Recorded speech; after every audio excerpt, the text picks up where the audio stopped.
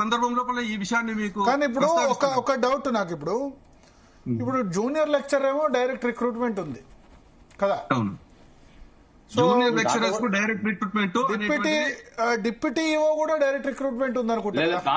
దాంట్లో కూడా ప్రమోషన్స్ ఉన్నాయి సార్. ప్రమోషన్ ఉంది, ఇది ఉంది, 2 ఛానల్స్ ఉన్నాయి. కానీ ఇప్పుడు డైరెక్ట్ గా ప్రధానోపాధ్యాయుడికి లేదు కదా పోస్టు. కల్పిస్తే తప్పేంటి? ప్రమోషన్ అది ఓన్లీ ప్రమోషన్. అదే ప్రమోషన్ కానీ డైరెక్ట్ రిక్రూట్మెంట్ లేదు. ఉంటే తప్పేందంటే డిప్యూటీ ఈఓ కూడా డైరెక్ట్ ఉంది అనుకుంటా రిక్రూట్మెంట్. డిప్యూటీ మరి డిప్యూటీ ఎడ్యుకేషన్ ఆఫీసర్ ఉన్నప్పుడు హైలీ క్వాలిఫైడ్ మంచి పీజీ చదివి ఇంకేదైనా ఉన్న వాళ్ళని డైరెక్ట్ గా చేస్తే తప్పైంది. డైరెక్ట్ గా ఐపీఎస్ లో ఐఏఎస్ లో జిల్లా కలెక్టర్ సబ్ కలెక్టర్ అవుతున్నప్పుడు ఎందుకు కాకూడదు? ప్రధానోపాధ్యాయులు మీరు బేసిక్ గా 50% ప్రమోషన్లు మీరు లూజ్ అవుతారని ఆలోచిస్తున్నారు. కానీ విద్యా వ్యవస్థలో సంస్కరణలు ముఖ్యం కదా. విద్యా వ్యవస్థ మీరు అన్న పాయింట్ సార్. ఇప్పుడు డిప్యూటీ ఎడ్యుకేషన్ ఆఫీసర్ డిఓ పోస్టులు అవన్నీ ఫస్ట్ డిఓగా ఆయన శిక్షణ తీసుకున్న తర్వాతనే జిల్లా విద్యాధికారిగా పోతాడు. అవును, డిప్యూటీ ఈఓ అన్నది పెద్దనే కదా, ప్రధానోపాధ్యాయుడి కంటే పెద్ద పోస్టే కదా. పాఠశాల నిర్వహణ కాదు సార్. డిఓ బయట చూస్తుంటే కానీ పాఠశాల నిర్వహణ ఒక ఉపాధ్యాయుడు ఎట్లా పాఠశాలల నిర్వహణ, అన్ని పాఠశాల నిర్వహణ చూడాలి డిప్యూటీఓ. పాఠశాల నిర్వహణ హెచ్చం మాత్రమే చేయగలరు. పాఠశాలల అన్ని పాఠశాలల పర్యవేక్షణ చేస్తూ పర్యవేక్షణకు డైరెక్ట్ రిక్రూట్మెంట్ ఉన్నప్పుడు దీన్ని మాత్రం ఎందుకు ఉండకూడదు? ఇప్పుడు ఎస్జిటి కాకుండా స్కూల్ అసిస్టెంట్ డైరెక్ట్ గా తీసుకుంటున్నాం. అవునా? 70-30% ప్రమోషన్ ద్వారా తీసుకున్నప్పుడు ఇది మాత్రం చేస్తే తప్పేంది ప్రధానోపాధ్యాయులది? ఒకటే సార్ భరత్ సార్ ఏమంటున్నాం సార్ అంటే ఇప్పుడు ఒక ప్రైవేట్ స్కూల్లో 500 మంది విద్యార్థులు ఉన్నారు. కానీ దాంట్లో పనిచేసే వాళ్ళు ఎవ్వరు కూడా గవర్నమెంట్ ఉద్యోగం రాని వాళ్ళు, డిఎస్సి రాని వాళ్ళే పనిచేస్తున్నారు. మరి డిఎస్సి రాని వాళ్ళు పనిచేస్తున్నప్పుడు అక్కడ ప్రిన్సిపల్ గాని హెడ్ మాస్టర్ గాని అక్కడ పర్యవేక్షణ అనేది పర్ఫెక్ట్ గా ఉంది. ఇక్కడ పర్యవేక్షణ లోపమే ప్రధానమైన లోపం సార్.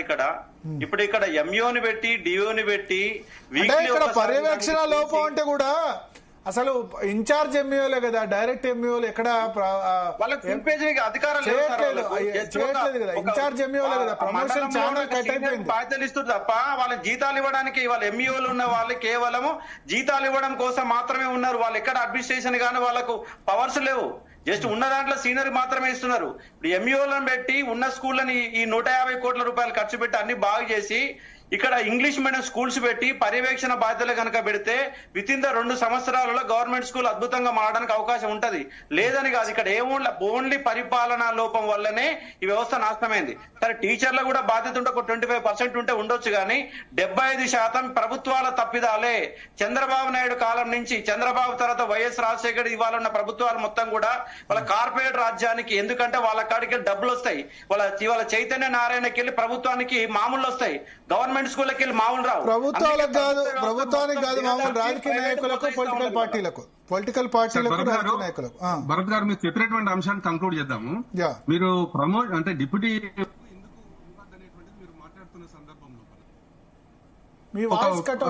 మాకు ప్యానెల్ ఇన్స్పెక్షన్ ఉంటదండి. డిప్యూటీ ఎడ్యుకేషన్ ఆఫీసర్ గానీ డిఓ గానీ పాఠశాలలో విద్యా బోధన ఎట్లా జరుగుతుందని చెప్పేసి అడ్మినిస్ట్రేషన్ గా చూడగలుగుతాడు. ఎట్లా వస్తుండే ఎట్లా పోతుండే ఏం కథనో గానీ పూర్తిగా ఇన్ డీటెయిల్ గా చూడాల్సింది డిప్యూటీ ఈఓ కూడా చూడడు, డిఓ కూడా చూడడు.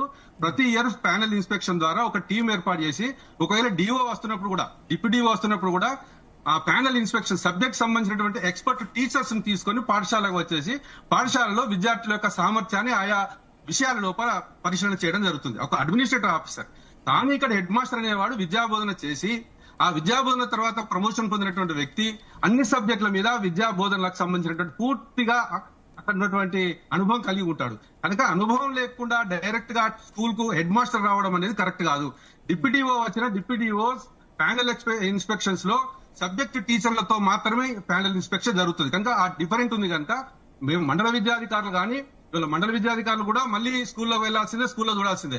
ఖచ్చితంగా హెడ్ మాస్టర్లు అనేటువంటి ప్రమోషన్స్ ఏవైతున్నాయో అంటే దాదాపుగా రాబోయే కాలంలో ఒక 10 సంవత్సరాల తర్వాత ప్రమోషన్స్ అనేటువంటిది పీజీహెచ్ఎంలకు ఉండని రీతి లోపల ఈ రిపోర్ట్ ఉంది. వీటన్నిటిని కూడాను మేము వ్యతిరేకిస్తున్నాం. దీనిలో మంచి అంశాలున్నాయి, ఒక బడ్జెట్ కి సంబంధించినటువంటి మంచి అంశాలున్నాయి. వీటిని మేము సపోర్ట్ చేస్తూ ఆ కమిషన్ ను మాత్రం ఇప్పుడు మేమేమంటా అంటే ఈ ప్రభుత్వం కూడా ఉన్నట్టుగా తీసుకుంటది, దీన్ని ఇంప్లిమెంటేషన్ చేస్తుంది. గతంలో కూడా ఇది తీసుకుంటుందని మేము అనుకుంటలేం. ఇప్పుడు కూడా ప్రభుత్వం ఏం చేసింది, ప్రభుత్వం ఏంటంటే సింపుల్, వాళ్ళ జీతాలు కట్ చేయమన్నారు కదా, మేము కట్ చేయలేదు, మీరు డిఏలు పిఆర్సీ అడగండి అని అంటది. అంతే అంతేనా శ్రీపాల్ రెడ్డి గారు, అంతేనా? ఇంకో విషయం సార్, ఇక్కడ ఇళ్ళ గురుకులాలు ఏంటంటే ఉన్నది కట్ చేస్తా అంటే ఇక కొత్తగా అడగరు అని చెప్పి ఉద్దేశం, అంతేగా. నీకు ఉన్నదే కట్ చేయమని రికమెండ్ చేస్తే ఇంకా కొత్తగా జీతం ఏమో అడుగుతున్నావు. అప్పట్లో ఎవరు ఒక సామెత ఒకటి చెప్పారు, ఏంటంటే నాకు ఒక పెద్ద రాజకీయ నాయకుడు చెప్పాడు, అప్పుడు ఇడ్లీ రేట్లు కూడా ప్రభుత్వం కంట్రోల్ చేస్తుండేట. ఓ ముఖ్యమంత్రి ఇడ్లీ రేటు 2 రూపాయల నుంచి 3 రూపాయలు పెంచమంటే 3 రూపాయలు ఎందుకు 4 రూపాయలు పెంచుదామని చెప్పి వీళ్ళందరూ పోతే లాస్ట్ కు సరే 4 రూపాయల నుంచి 3 రూపాయలు తగ్గించారట. అబ్బా తగ్గించాడు అని అనుకున్నారట. సో ఆయన ముఖ్యమంత్రి సలహా ఇచ్చారట, ఏంటంటే 2 రూపాయల నుంచి 4 రూపాయలు అయితే గొడవ అవుతుంది కాబట్టి 3 రూపాయలు అయితే గొడవ అవుతుంది కాబట్టి 4 రూపాయలు పెంచుతాం, పెంచగానే తగ్గిద్దాం, 1 రూపాయి తగ్గించారు కానీ కాము అన్నట్టు. మీరు జీతాలు తగ్గించలేదు అంటే హ్యాపీ. ఇంకా జీతాలు విద్యా కమిషన్ రికమెండేషన్ ఇంప్లిమెంట్ చేయట్లేదు, జీతాలు తగ్గించలేదు అనేసరికి హ్యాపీ అయిపోయి పిఆర్సీ అడగొద్దు, డిఏ అడగొద్దు అన్నది బహుశా ఉద్దేశం కావచ్చు. ఇది మా విద్యాశాఖలో గతంలో జరిగిన ప్రయోగమే. గతంలో మాకు అప్రెంటిస్ విధానం లేదు, 2 సంవత్సరాలు పెడితే బాగా గొడవ, 2 సంవత్సరాలు రద్దు చేయమంటే 4 సంవత్సరాలు చేశారు. 4 సంవత్సరాలు చేస్తే మేము 4 సంవత్సరాలు రద్దు, 4 సంవత్సరాలు రద్దు, 2 సంవత్సరాలు చేయమన్నాం. ఆ తర్వాత వైఎస్ రాజశేఖర్ పీరియడ్ లోపల అప్రెంటిస్ విధానం గుర్తుంది బాబు. టీచర్ కు 1200 జీతం ఇచ్చారు కదా, 1200 1500 అంతేనా? 1200 ఫస్ట్ ఇయర్ అండి, సెకండ్ ఇయర్ 1500 ఇచ్చారు అప్పుడు అప్రెంటిస్ లో. 2 సంవత్సరాలు రద్దు చేయమంటే 4 సంవత్సరాలు చేశారు. నేను కూడా 1200 కి అపాయింట్ అయ్యాను భరత్ గారు. 1200 రూపాయలు ఇచ్చేప్పుడు టీచర్ పని చేయమంటే చాలా ఇబ్బంది పడేది. 96 లో 1200కి బస్ ఛార్జీలకు కూడా సరిపోయేది కాదు, పోయి రావడానికి కూడా సరిపోయేది కాదు. సరే మాకు ఉద్యోగం అని చెప్పి అప్రెంటిస్షిప్ విధానం 2 ఏళ్ళు 4 ఏళ్ళు అంటూ. సో ఇట్లా చేస్తూ ఉంటాయి ప్రభుత్వాల, గేమ్స్ ఆడుతూ ఉంటాయి. కానీ నేను ఒకటి మాత్రం చెప్పగలుగుతున్నా, టీచర్లకు సరే అటు చర్చ